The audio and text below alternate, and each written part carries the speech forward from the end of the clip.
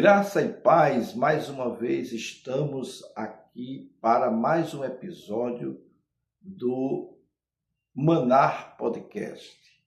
E hoje eu quero fazer uma coisa diferente. Eu quero tratar aqui de um assunto que é por demais relevante dentro da cultura cristã e que encontra-se em Isaías. O tema de hoje, ele versa sobre o seguinte assunto: o Deus que reina, sustenta e renova. E eu quero convidar você a abrir a sua Bíblia no livro de Isaías, no capítulo 40, nos versículo 10 ao versículo 31. Mas eu quero apenas fazer a leitura do versículo 1. E daí em diante a gente vai trabalhando esses versículos até o versículo 31. Tá certo? Então, abra sua Bíblia e vamos fazer a leitura. Diz aqui, no capítulo 40, versículo 1. Consolai, consolai o meu povo, diz o vosso Deus. Falai ao coração de Jerusalém, bradai-lhe que já é findo o tempo da sua milícia, que a sua iniquidade está perdoada e que já recebeu em dobro das mãos do Senhor por todos os seus pecados. Queridos, esse assunto é por demais extenso. Isaías, no capítulo 40, ele marca a virada histórica desse livro, porque podemos dizer que é uma virada histórica e espiritual, porque ele vem até o capítulo 39, ele vem tratando com o pecado, no tom mais de juízo, um tom mais agressivo nesse sentido. E a partir do capítulo 40 em diante, começa a mensagem de consolação. Então ele inicia dizendo: consolai, consolai o meu povo, diz o Senhor vosso Deus. O povo estava cansado de viver uma vida difícil, estava exilado, estava desanimado, o povo não estava refletindo bem sobre a sua realidade e eles se sentiam escanteados e desprezados pelo próprio Deus.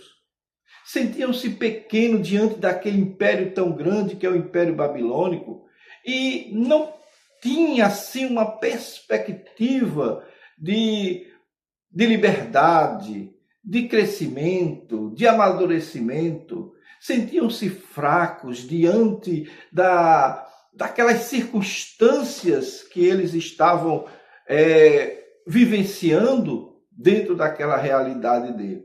E no capítulo 40, do versículo 10 ao versículo 31, vem a resposta de Deus para o povo que já estava cansado, para esse povo cansado.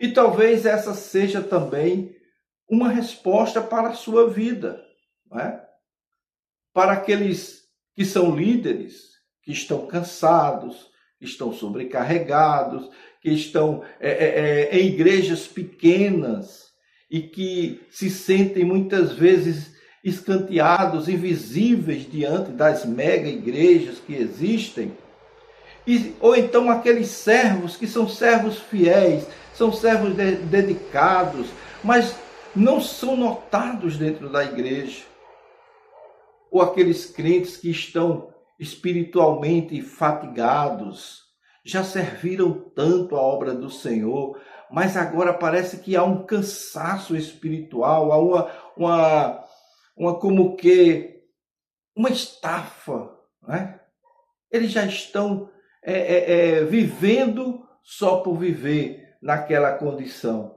Então, A grande pergunta do texto é: quem é o seu Deus quando você está cansado? Quem é o seu Deus quando você está cansado?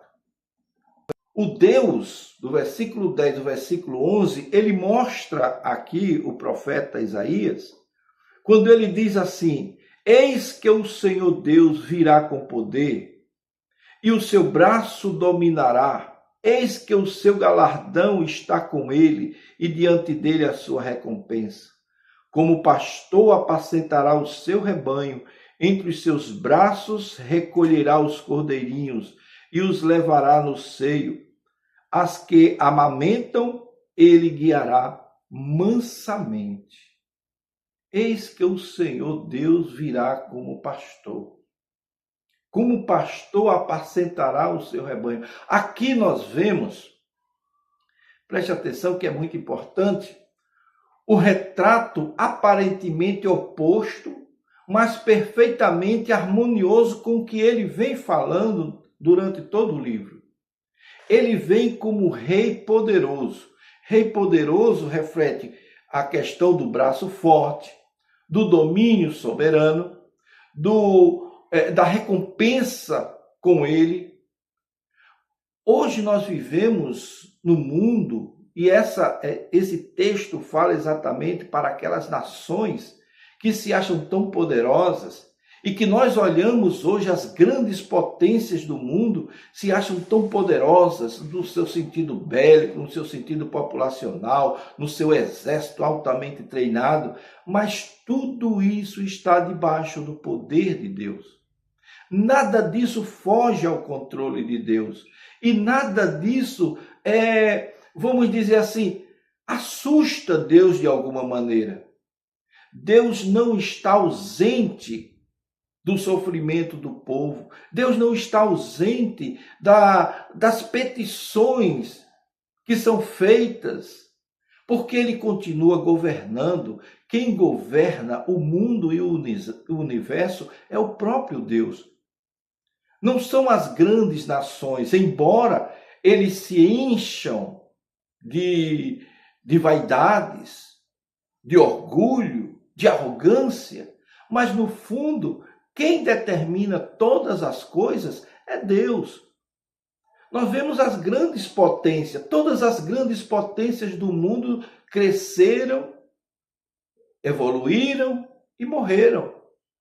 Nós vemos aqui o Império Assírio, o Império Persa, o Império Babilônico, o Império Grego, o Império Romano. Todos esses impérios cresceram, tiveram o seu auge e se acabaram. Onde estão os grandes líderes? Onde estão os grandes nomes hoje? Não existem mais. Mas o nosso Deus, ele é eterno. Ele vem ao nosso encontro em nosso favor.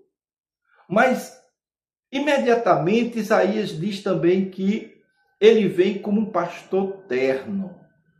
O que é um pastor terno? É um pastor que acolhe. Ele diz que ele recolhe os cordeirinhos, leva-os no colo, guia mansamente os que estão sendo amamentados, porque o mesmo Deus que governa as nações é o mesmo Deus que trata, que segura, que dá segurança, que dá apoio aos cordeirinhos no seu colo. Isso é extraordinário para nós compreendermos a visão do Deus que nós cremos. Muitas vezes imaginamos, se Deus é forte, grandioso, então ele é um Deus distante da nossa miserabilidade, da nossa condição tão pequena. Ele é um Deus distante. Às vezes pensamos que se ele é soberano, então ele não está nem aí para as nossas petições. Ele simplesmente é um Deus frio, um Deus calculista. E se ele reina, quem somos nós para chegar perto dele? Ele não se importa conosco. Mas Isaías corrige isso, porque o povo pensava assim também quando estava no exílio. Isaías diz, olha, ele reina, ele cuida.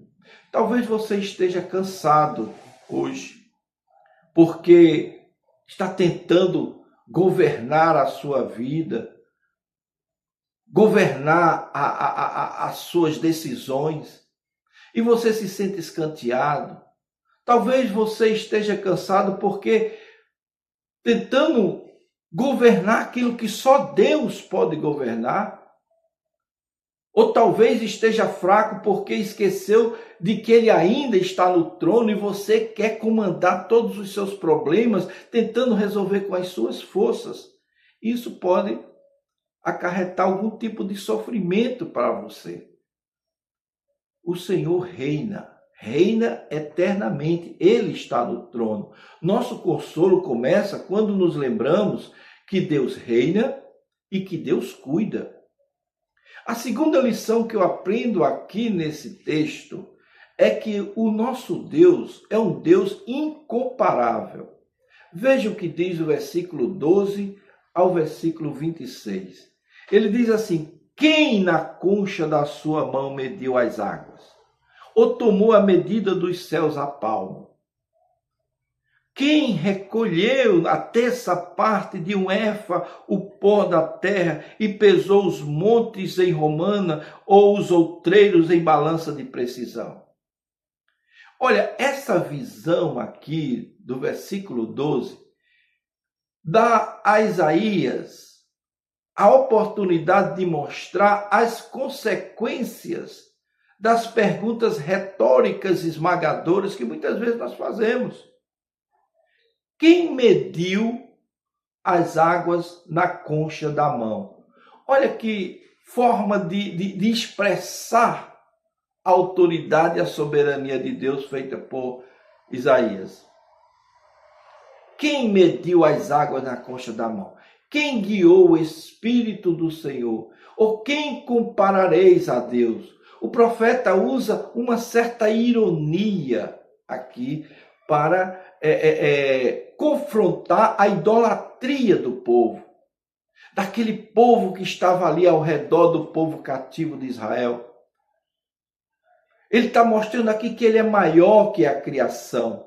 O nosso Deus é muito maior do que a sua criatura, do que os oceanos, né? Para ele, o oceano cabe na palma da sua mão. É uma figura, logicamente, isso aí é uma metodologia que o profeta usa para trazer uma certa ironia no caso. Os céus medidos a palmo, quem pode medir os céus a palmo? Mas dá para entender essa mensagem antropomórfica que faz com que os leitores entendam aquilo que o profeta está falando. O pó da terra pesado em balança de precisão. Deus não luta contra o universo. Ele sustenta o universo. Ele é maior que as nações. As nações são como gota num balde, como pó numa balança. Eu fico pensando quantas nações hoje se acham poderosas. Quantos reinos hoje se acham poderosos? Quantas potências hoje se acham poderosas? Um diz: eu sou a potência americana, eu sou a potência asiática, eu sou a potência russa, eu sou a potência das potências. Quando, na realidade, isso tudo não passa de uma gota de água que cai no balde. Olha que coisa insignificante diante da grandeza e da soberania de Deus. O império que aterrorizava Israel, para Deus era um pequeno pingo. Não era nada. Deus está dizendo: olha, esse império todinho babilônico que vocês tanto se assombram, para mim eles não são nada. Basta um sopro e eles vão embora. Creiam em mim, acreditem em mim, sirvam-me de todo o seu coração, de toda a sua força, de toda a sua alma. Mantenham-se leais, mantenham-se fiéis. Quantas vezes nós fazemos isso, não é, irmãos? Quantas vezes nós olhamos para o problema e dizemos: esse problema é grande demais. Sabe por quê? Porque a gente compara o problema à nossa própria condição. Deus manda que olhemos e comparemos todas essas coisas, todos esses gigantes que nos rodeiam, com o tamanho do Deus Todo-Poderoso. Aí sim você vai ver que eles são insignificantes diante de Deus. Então é importante que você aprenda essa verdade. No versículo 27 e 28, nós aprendemos que o Deus que não se cansa. Olha só, agora chegamos ao coração desse texto. Por que, pois, dizeis, ó Jacó, o meu caminho está encoberto ao Senhor? Eu vou explicar isso de uma forma mais simples possível. O povo de Israel estava cativo e eles estavam dizendo: Deus não está me vendo. Deus não está olhando mais para nós. Deus não está agindo em nosso favor como fez na antiguidade. Deus nos esqueceu verdadeiramente. Quantas vezes líderes cristãos, pastores, missionários, na hora da dificuldade diz: será que Deus esqueceu de mim? Será que Deus não está vendo o que eu estou passando? Será que Deus não se apieda da minha condição? Quantas vezes o pastor cansado pensa: será que eu estou fazendo certo? Será que eu estou fazendo a vontade de Deus? Porque eu estou fazendo a obra e nada acontece. Olha, deixa eu te dizer uma coisa que é muito importante, que Isaías diz aqui nesse texto. Isaías responde a essa condição dizendo: não sabeis? Não ouvistes que o eterno Deus não se cansa nem se fatiga? Essa é a grande virada. Você se cansa, você se fatiga, você vive angustiado, você muitas vezes tem dúvidas. A igreja em si, ela tem dúvida, ela se cansa, ela sente-se muitas vezes desamparada, ela acha que não tem mais forças. Entretanto, o profeta Isaías mostra que Deus não é assim. O nosso Deus, o Deus da igreja, nunca se cansa.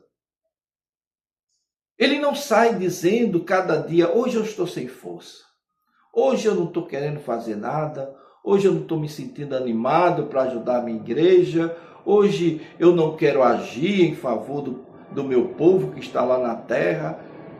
Deus não diz isso. Ele é eternamente vigoroso. Deus, todos os momentos da vida, ele está disposto a ajudar a sua igreja, a ensinar a sua igreja, porque se o Deus que sustenta o universo não se cansa, então sua obra não depende da sua força, querido. Veja o que é que diz o texto seguinte do versículo 29. Faz forte ao cansado e multiplica as forças ao que não tem nenhum vigor. Observe que ele não fortalece o forte, que ele fortalece o cansado. Você que está cansado, você que está se sentindo sobrecarregado, você que acha que está sendo desamparado. Ele não multiplica vigor para o autossuficiente, para aquele que se acha o bambambam da vida. Não. Ele multiplica para quem reconhece que não tem nenhuma força, que não tem nenhum valor, que não tem nenhuma chance. Aqui está o princípio espiritual profundo. O cansaço reconhecido é o ponto de partida para a renovação. Deus não trabalha na arrogância, queridos. Ele trabalha na dependência. Quanto mais dependente de Deus você for, mais ele vai trabalhar a seu favor. Isso é uma verdade incontestável. Do versículo 30, ele fala: os jovens se cansam e se fatigam. Isaías usa o exemplo máximo do vigor humano, a juventude. Mesmo no auge da força natural, esse mesmo jovem pode se cansar. Isso nos ensina algumas lições importantes. Primeiro, talento não sustenta ministério. Energia não sustenta o chamado. Carisma não sustenta fidelidade. Somente Deus sustenta tudo isso. Somente Deus é capaz de realizar e de fazer grandes promessas aos que esperam no Senhor. Veja o versículo 31, quando o texto, que é um dos mais conhecidos pela igreja, ele diz: mas os que esperam no Senhor renovarão as suas forças. Esperar aqui não significa ficar parado, não significa passividade, significa confiar, significa fazer a obra, permanecer ali na luta, aguardando o resultado e a mão do Senhor agir naquele momento. É depender do Senhor. É uma expectativa ativa. Né? O texto descreve 3 movimentos importantes aqui para aqueles que esperam no Senhor, que não desistem, que estão sempre fazendo aquilo que deveria ser feito. Primeiro, ele diz aqui, 3 movimentos: subirão com asas como águia. A águia é um animal tremendo. É um animal que simboliza força, inteligência, visão, foco. É uma ave que nos ensina muito sobre o poder da autoridade, da submissão, da confiança. Então, essa águia, ela não luta contra a tempestade. Ela usa a corrente de ar para subir.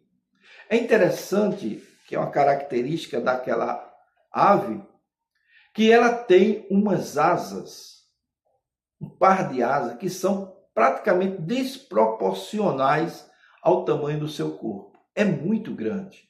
Quando ela está com as asas abertas, é quase 2 metros de envergadura, de ponta a ponta. E o corpo é pequeno. Entretanto, por que Deus fez assim? Porque Deus tem um propósito na vida daquela ave.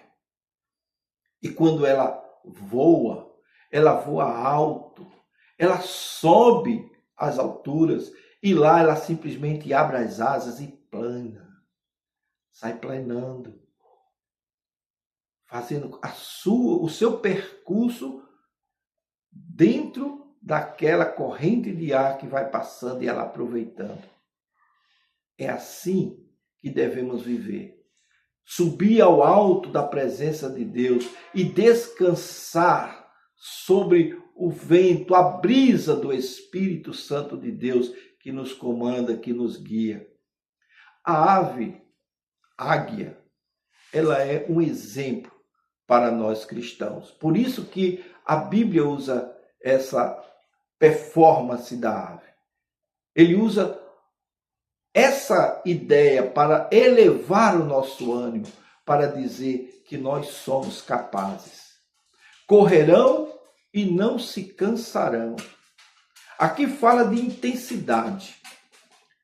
Momentos na nossa vida, e há esses momentos, em que nós precisamos correr, nós precisamos andar, né? Há momento que exigirá pressa, há momento que exigirá ação, há momento que exigirá esforço. E Deus sustenta a nossa vida nesses períodos. E há também um texto à parte que diz que caminharão e não se fatigarão. Aqui está o nível mais profundo. Correr é ocasional. Caminhar é algo constante. O maior milagre não é correr. O maior milagre é continuar andando. A perseverança diária é maior evidência da graça de Deus. Por isso é que ele diz a sua palavra: aquele que perseverar até o fim será salvo. Só os eleitos de Deus perseveram. Embora haja lutas, embora haja tropeços, mas eles perseveram porque sabem que o fim é melhor do que o começo. A estrutura do texto nos ensina algo profundo. Primeiro, do versículo 10 ao versículo 26, Isaías fala do Deus que é soberano. Do versículo 27 ao versículo 30, ele fala que o homem é fraco.